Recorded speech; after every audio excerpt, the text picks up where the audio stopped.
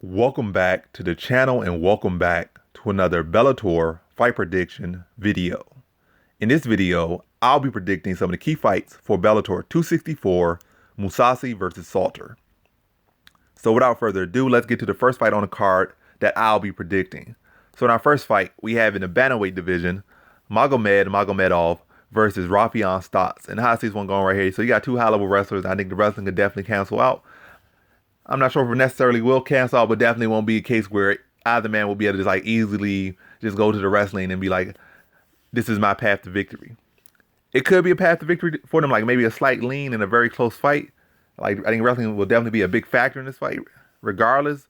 But it's not gonna be a case like where either man could just like, just know that they have a clear advantage and be able to just go there, go to the well and get a victory just purely off that.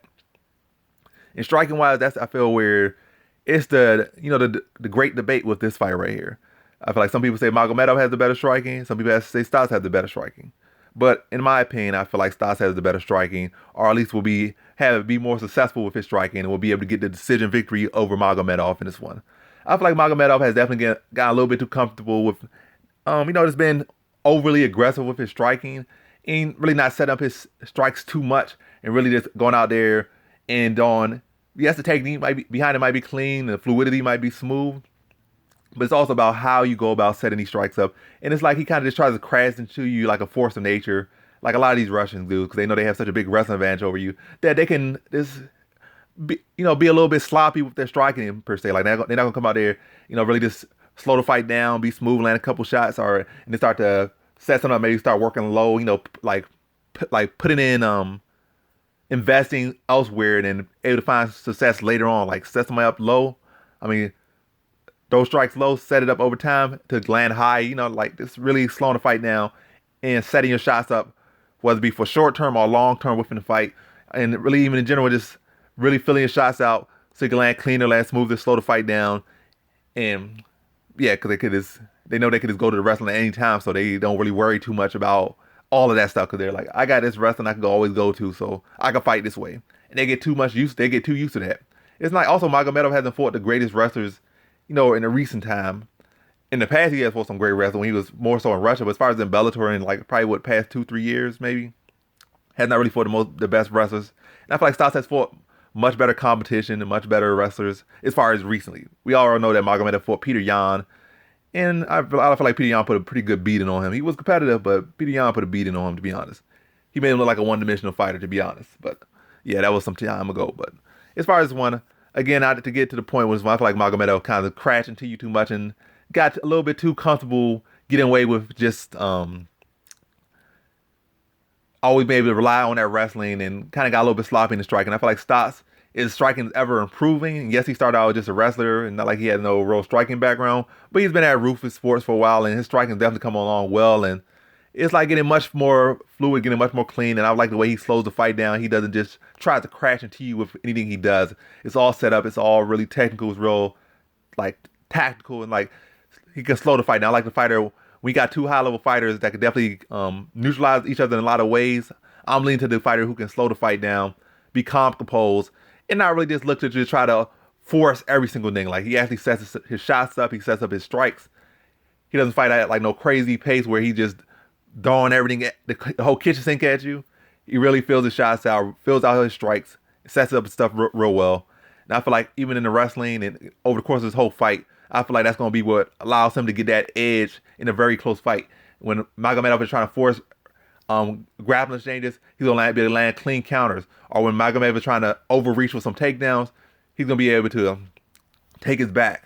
Or when Magomedov's out there just trying to land these big, wide shots or trying to go out and land these spinning, like, heel kicks to the head, Stots going to be able to see it, be a step off, land counters, and not really be there to be hit by when Magomedov is drawing, or at least when Magomedov is getting overly aggressive or overly sloppy or making, those slight errors, really big errors that he got away with against lower competition. I feel like Stots, even though you might get those more spectacular finishes on the lower tier against the lower tier fighters, those same stuff you got away with against the lower tier fighters that got you these spectacular finishes is going to get you to lose either spectacularly, more like in spectacular fashion against better competition, or get you to make that slight mistake and you're going to lose against better competition. Either way, but I feel like Stots is going to win a decision in here. Like heavily off being a more calm and composed fighter and being able to slow the fight down and make the better decisions in those split seconds. So in this fight, I have Raufeon Stots via decision. Now to our next fight, we have in our co-main event in the welterweight division, Andrey Koreshkov versus Sabah Mousasi. And this fight is really just straight up, no beating around the bush. Andrey Koreshkov by whatever he wants. Sabah Mousasi can out-wrestle him, can out-strike him.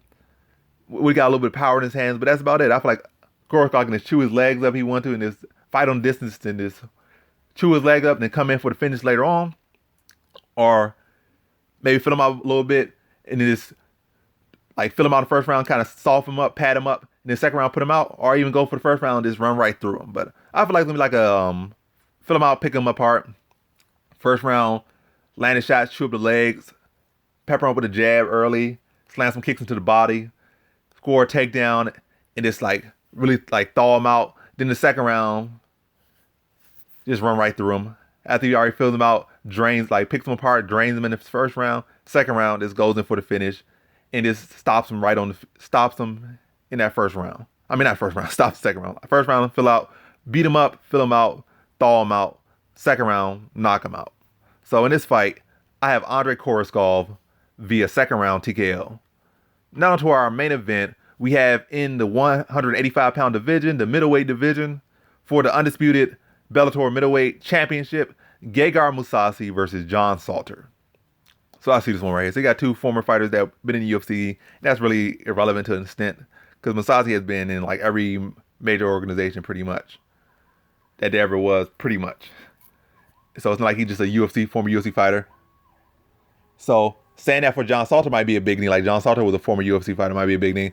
But with Mousasi, his career is definitely much greater than just the UFC. But that's besides the point. How I feel about this one, I feel like Salter really don't bring nothing new that Mousasi has not seen. I feel like this could look a lot like the Roy McDonald fight, maybe even worse. I feel like Mousasi's boxing is much cleaner. John Salter is a solid grappler. His wrestling is pretty all right.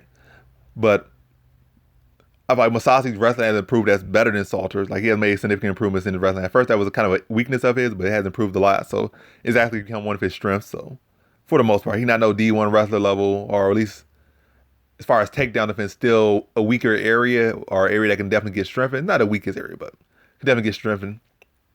But also that's besides the point. I feel like John Salter is at the level where he can truly capitalize on any of those things that maybe Mousasi can improve a little bit more at. But yeah, Salter's a solid grappler, solid at BJJ, ever improving striking, good power, like good solid dude out there. But again, I feel like Mousasi is gonna be the outbox him, stay calm, put that jab in his face, and Salter ain't really gonna have much of an answer for it. He's gonna try to go for takedowns. And I feel like Mousasi's gonna be able to stuff them relatively easily and just like really be able to put on a striking clinic against Salter. Stay smooth, stay calm, stay long with the jab, and just be able to mix it up, be versatile with that jab, and just pepper up and follow behind with two, land some hooks in there, and just really just break down Salter with his boxing, specifically the jab, heavily the jab. That's a big thing in Mousasi's game. Very clinical, very textbook. Then maybe even mix some of his own takedowns in there once he has Salter a bit thawed out, a bit bloody, had that nose reddened up, lip kind of swole. Mix some takedowns in there of his own, lands ground and pound. And after he starts breaking Salter down and have a worn-out Salter out, after then he's going to finish this on the ground. Like pepper him up on the feet, mixing his own takedowns, land some heavy ground and pound, demoralize him, take the guy where he's best at, and which is on the ground, put him on his back, land heavy ground and pound. And I think he eventually, over the course of 3 rounds, is able to finish him. Like out, putting a clinic on the feet, dragging it to the ground, land a heavy ground and pound on the ground. So first you just shoulder the gap in the feet, then on the ground, take him to the ground, demoralize him on the ground by taking him where he's best at. And I think over the course of 3 rounds, in that third round, he's able to get the finish. So in this fight, I got Gegard Mousasi via third round TKO.